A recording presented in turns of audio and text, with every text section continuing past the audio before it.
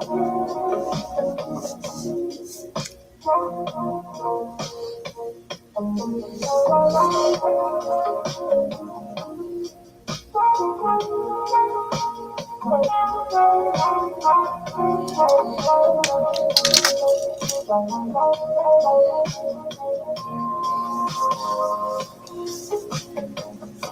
my fault. That's the wrong camera. Welcome back to another episode of the 8.1 billion podcast. A lot of things have changed. A lot of news has came forward, and there's a lot to talk about. I'd say the first thing we should address is we got our victory over the lost tapes. If you've seen the last episode, it wasn't supposed to come out.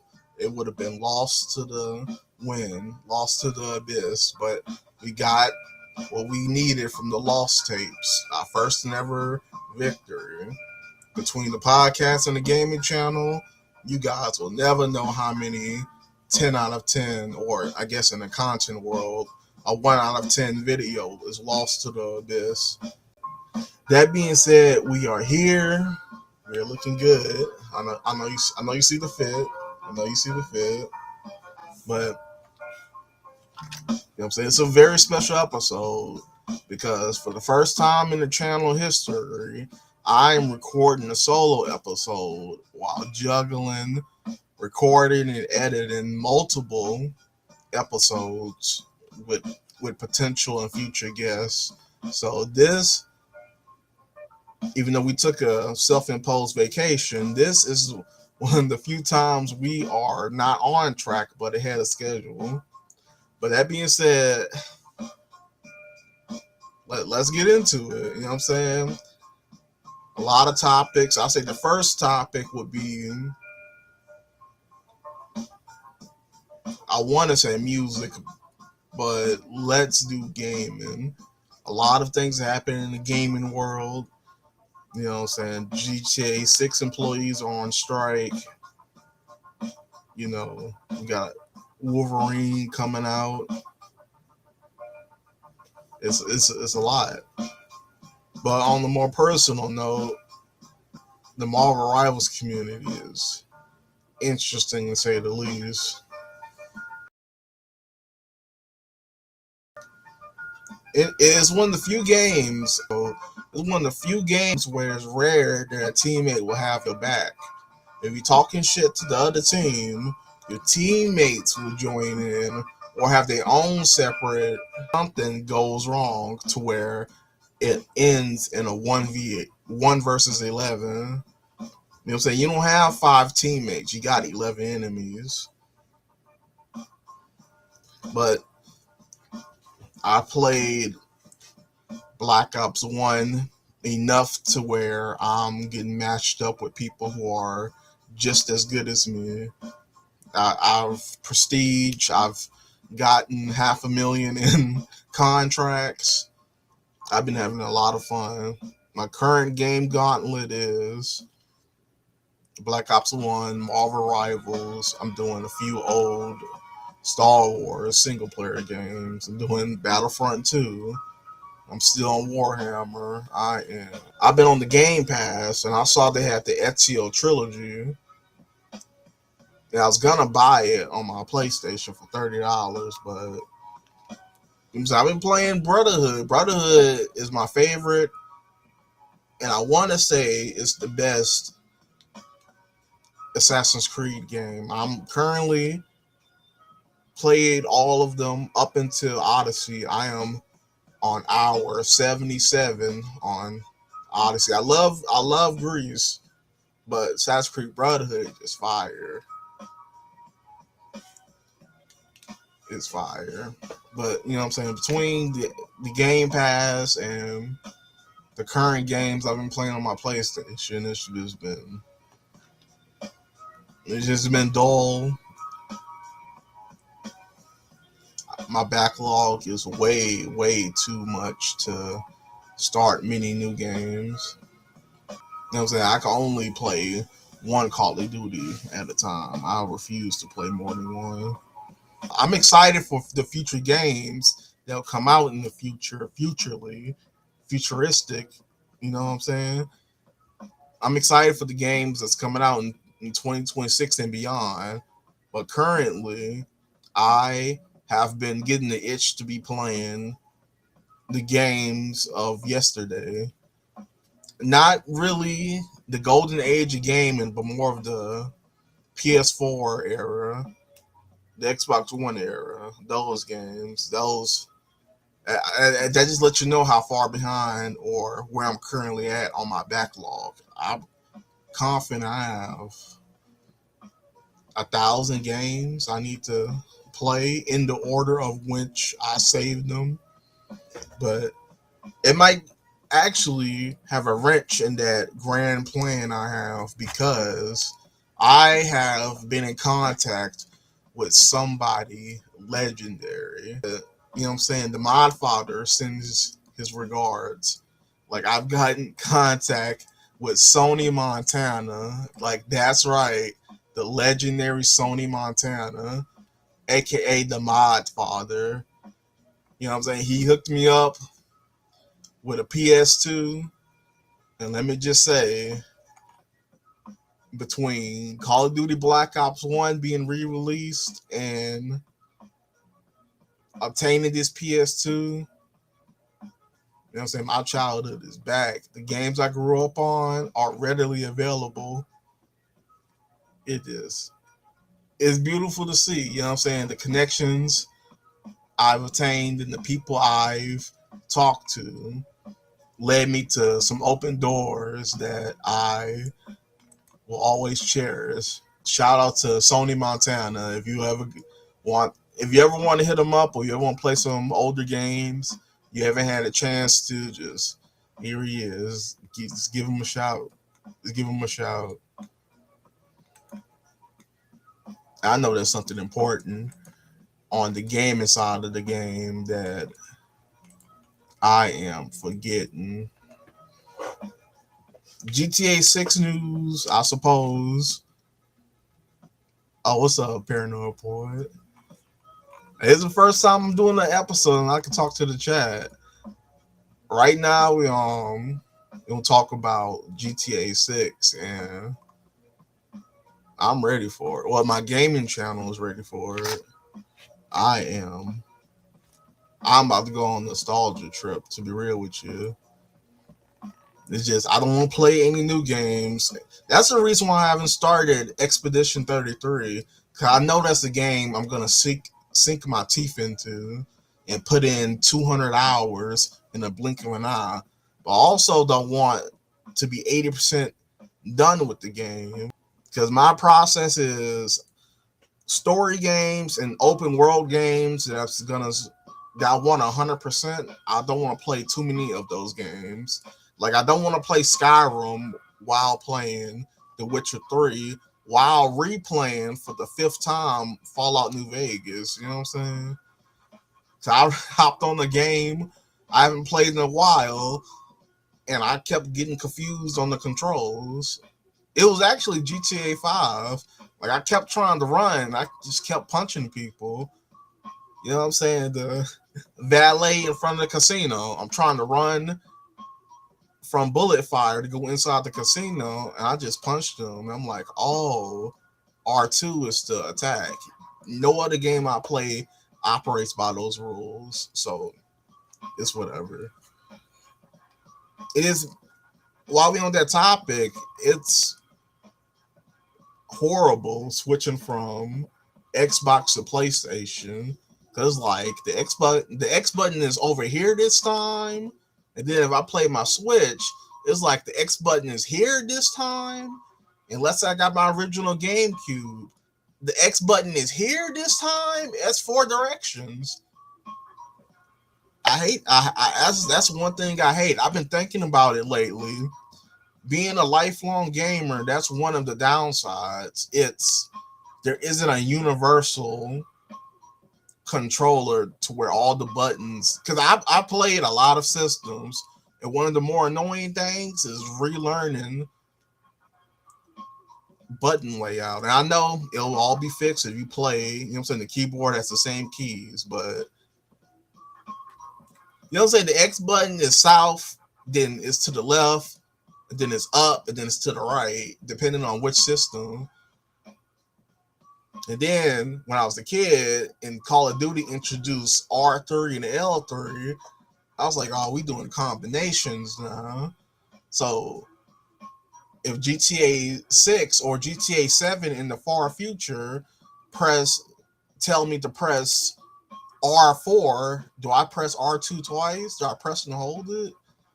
And that being said, I'm doing all this complaining about controllers and button layout, but my favorite controllers are the Nintendo 64 and the original Xbox controller. I love clunky, uncomfortable controllers. Just make you lock into the game more. But that's all I wanted to talk about for gaming. I played the same group of games for a year or two.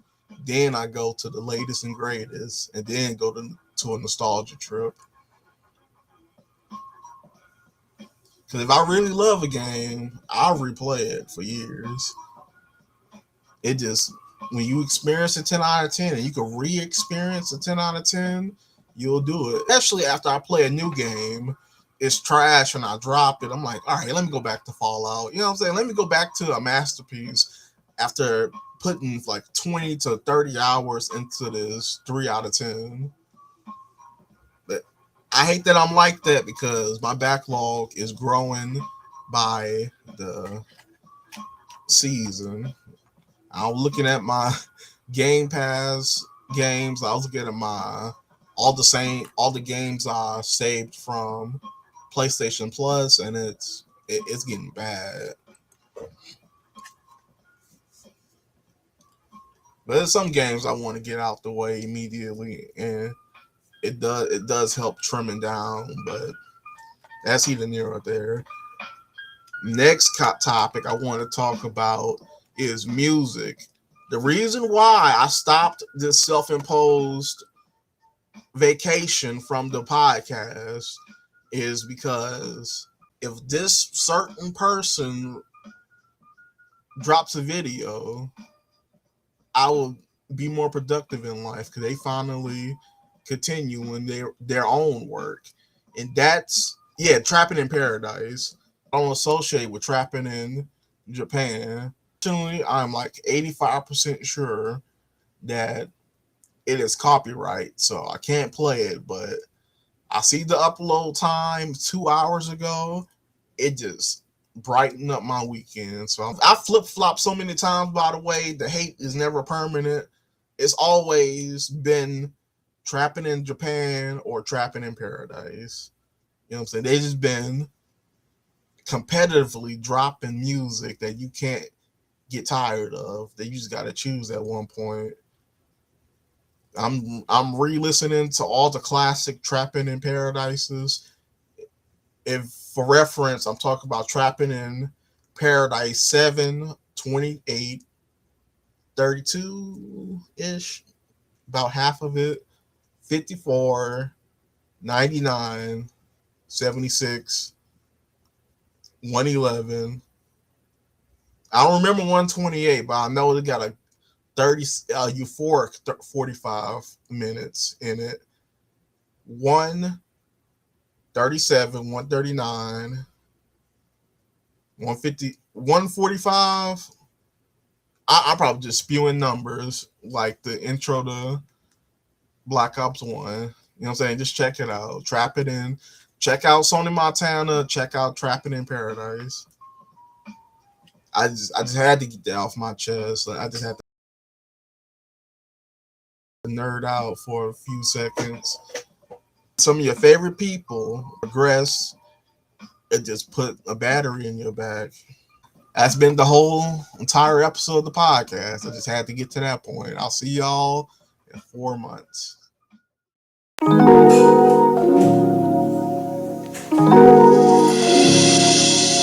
Nah, I'm just kidding.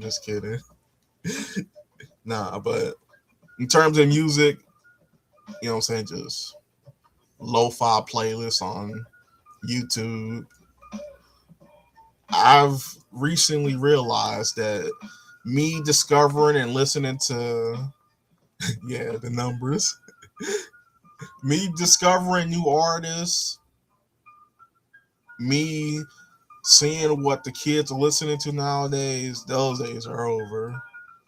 You know what I'm saying? I think I stopped really around 22, 23. You know what I'm saying? Like I say, like the most recent artist I've picked up would be Big X the Plug, and before him, it would have been all the way to the Little Uzi, 21 Savage era. It just the world fell out of my taste, and I'm okay with that. You know what I'm saying? I started listening to music. True story. First few artists would be Logic, Big Sean, Eminem, and I'm ending it with closing the book with, you know, Big X the Plug. Mid 2010s all the way to 2022. That's where my music taste is gonna permanently subsidize in or reside in. Because that's what they say. A person chooses their musical decade, and that music and your musical taste stay in that decade for the rest of your life.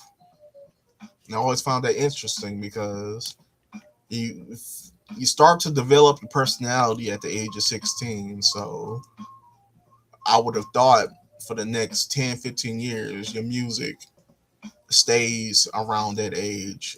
Your music taste stays around that age. But no, it could be just any decade you just feel the most musically inclined in. It could be in your 40s, could be early 20s, could be anywhere. That's when it stop being a phase and just be what you're into.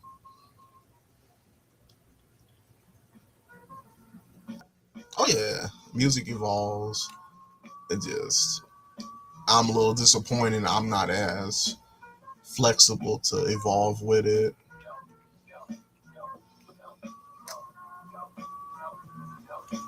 Yeah, it's just like it was just like I was listening to an artist. It was like, damn,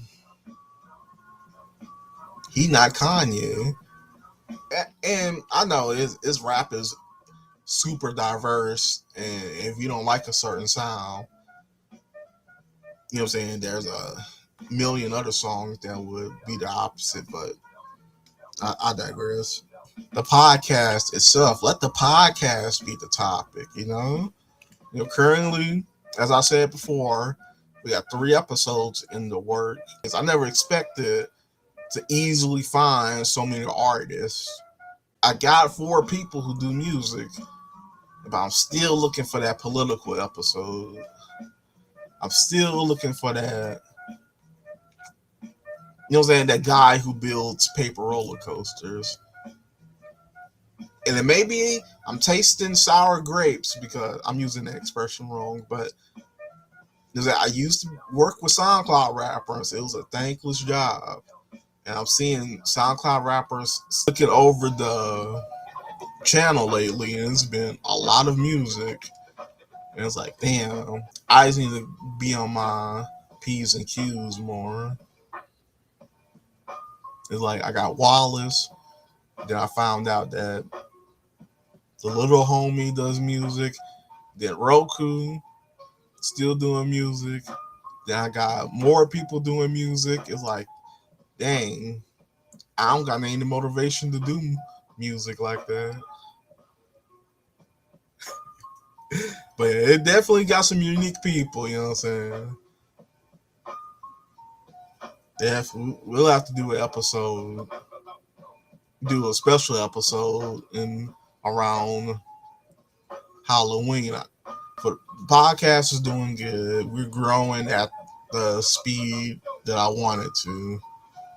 You know what I'm saying? I'm glad we're international early on. That's been my goal. We are getting people from new countries. I'm trying not to get too many people from the United States just yet, but we got people from Israel, the UK,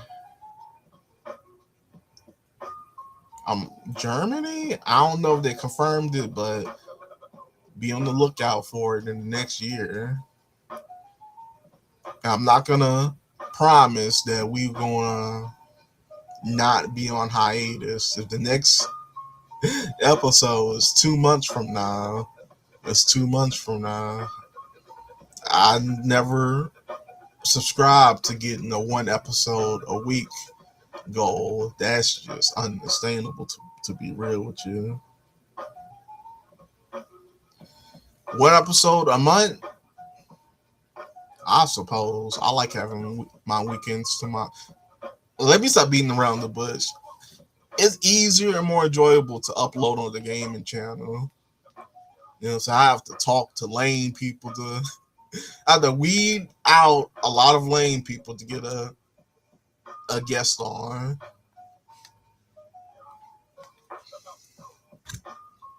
Yeah, but yeah, the podcast is not going anywhere despite how many vacations. You know what I'm saying? It's hard to do the episode once you thought the episode was lost, was added to the lost tapes. I hated that. I hate that. I hate that. It happens on the gaming channel too many times, but yeah. What I really want to talk about after Trapping in Paradise would be sports, particularly basketball. A lot has happened since I last talked about it. So I'll go in more the most recent to our stopping point. You know what I'm saying? First things first, Amari Stoudemire is a legit Hall of Famer, okay? Every Hall of Famer doesn't need 2 rings and 3 MVPs. That would mean the Hall of Fame only has less than 20 people. You know what I'm saying? I like the Hall of Fame, Bron. You know what I'm saying? My guy Westbrook, he is a Hall of Famer. You know what I'm saying? I'm not the biggest Westbrook fan, but he is legendary in his own right.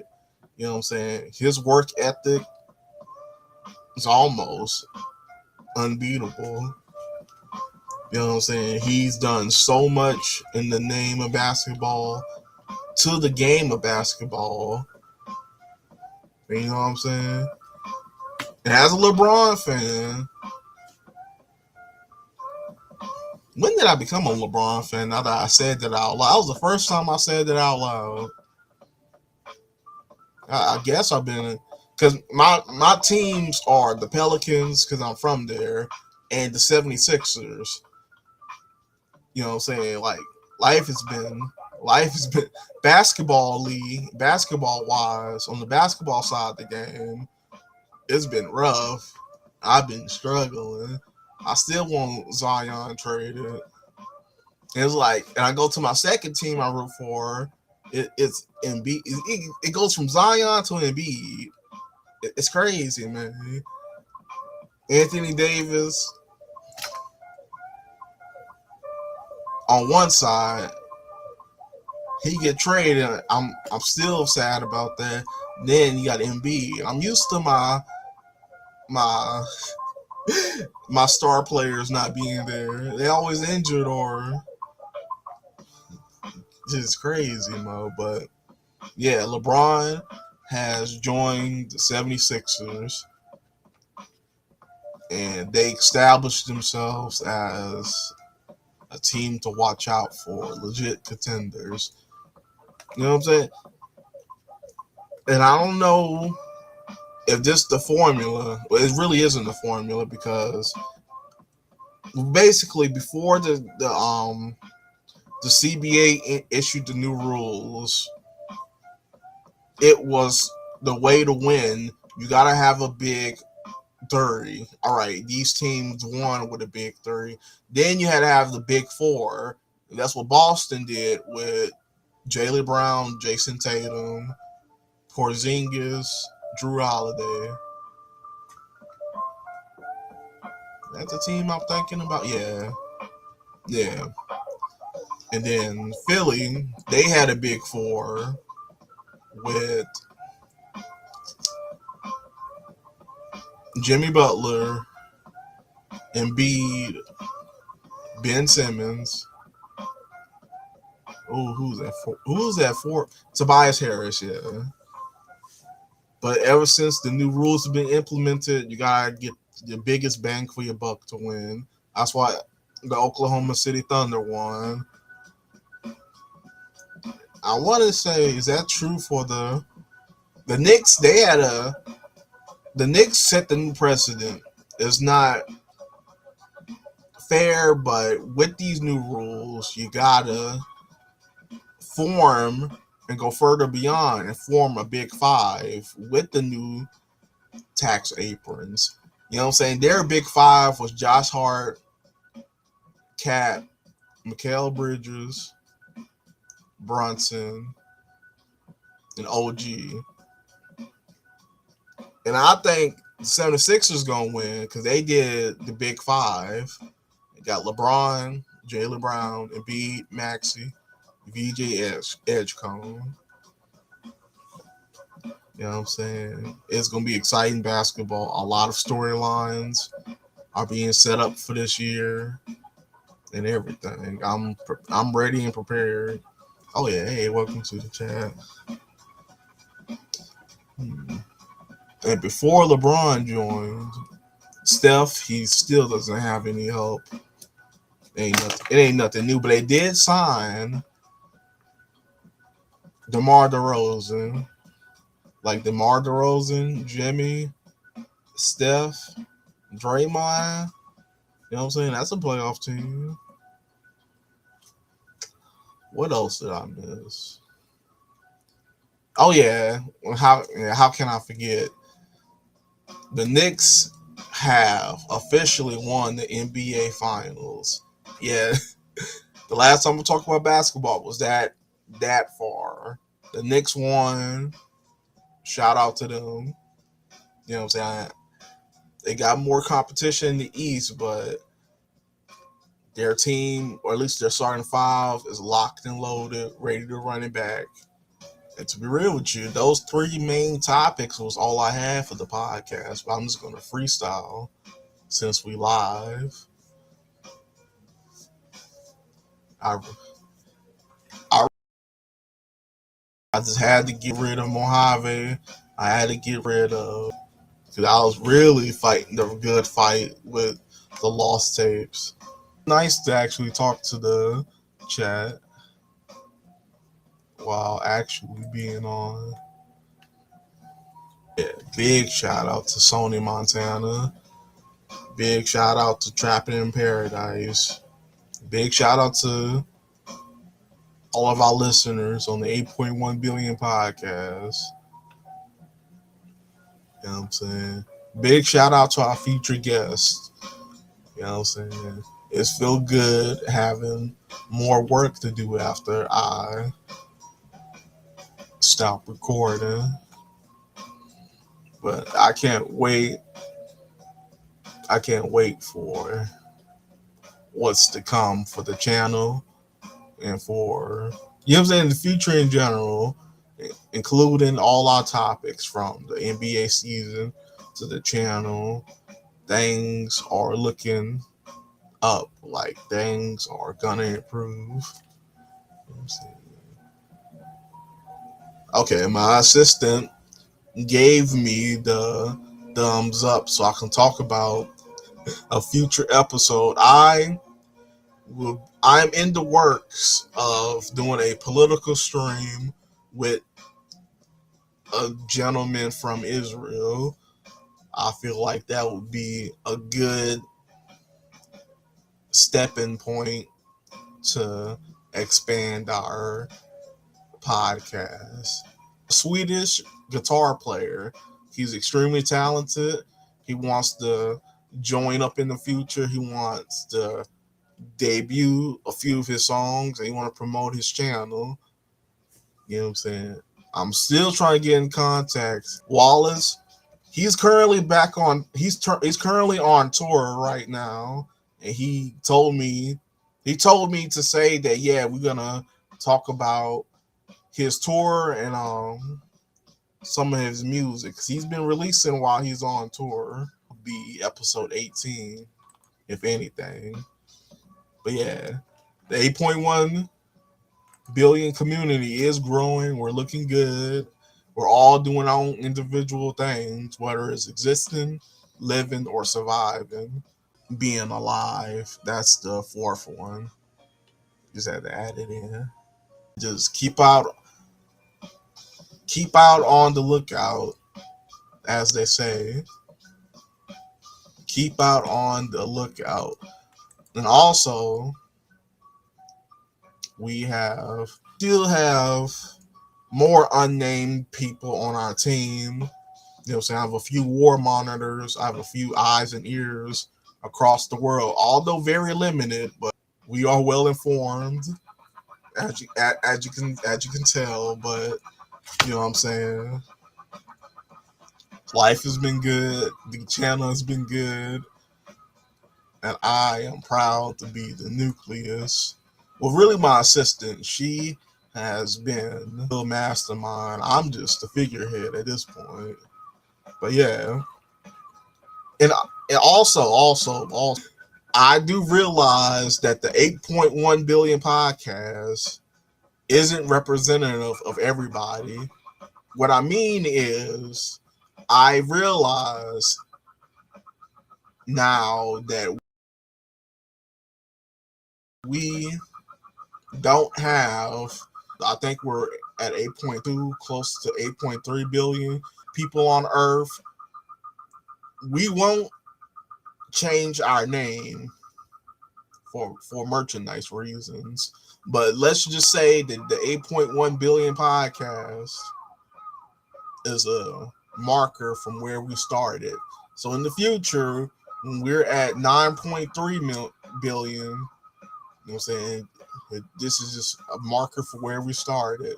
Because I randomly Googled that at work the other day. I was like, damn, we can't be called the 8.1 billion podcast no more. We almost at 8.3. You know what I'm saying? That's something that's a problem I didn't think I'll run into this soon, but you know. And 8.1 got a ring to it. And I already made the logo, and the merch is currently on step 0. So yeah. But you know, it's just a nice recap episode. It's not exactly a house cleaning episode. I just wanted to get my thank yous and get my motivations cleared. Is there anything else popping up in my mind? Okay, I'm not in trouble with my assistant after all that. We are good. And is that EDP documentary? That was crazy. And I won't go too much into it, but I feel like some professions deserve an entry of professionalism. Like, you telling me EDP isn't in jail because of a simple mistake? It's crazy. Life is crazy, and deservingly so. To be alive is to bear witness to chaos. You know what I'm saying? Us just adding structure and order to it, as unnatural as it feels, is necessary. But when crazy stuff happens, when unexplainable stuff happens, that's a part of life. Become a student of life, because if things hit the fan, I know tweeted out that planet Earth needs to be held at 4 billion. That's bad for the brand. I'm okay with planet Earth having more than 8.1 billion, but dipping below that, we can't do that. But that being said, if and when things go beyond the point of uncontrollable, and you gotta do some shall I say, a mesombac things to exist, let alone live. But if you got to do all that, just remember it's all par for the course.